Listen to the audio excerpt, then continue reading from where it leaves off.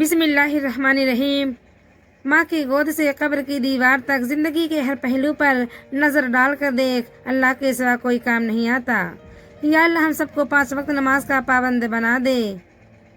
یا اللہ میری ہر نماز کا ہر سجدہ اپنی بارگاہ میں قبول فرما۔ یا اللہ ہمارے ویران دلوں کو قرآن پاک کی محبت سے آباد فرما۔ زندگی کی مصیبتیں کم کرنا چاہتے ہو تو زیادہ سے زیادہ ذکر، عبادت اور خدمت میں مشغول رہو۔ جب تم کسی انسان کی عزت اس کی دولت کی وجہ سے کرنے لگو تو جان لو کہ تم ایمان کھو بیٹھے ہو۔ سحری سے چند منٹ پہلے اٹھ کر تہجد پڑھ لیا کریں۔ جب کوئی مسلمان تہجد پڑھتا ہے تو اللہ اسے دیکھ کر مسکراتا ہے۔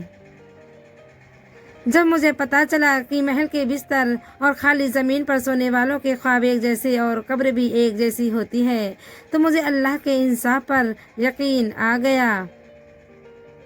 حضرت علی رضی اللہ تعالیٰ عنہ نے فرمایا، تمہاری تقدیر اتنی دفعہ بدلتی ہے جتنی دفعہ تم رب کے آگے ہاتھ پھیلاتے ہو۔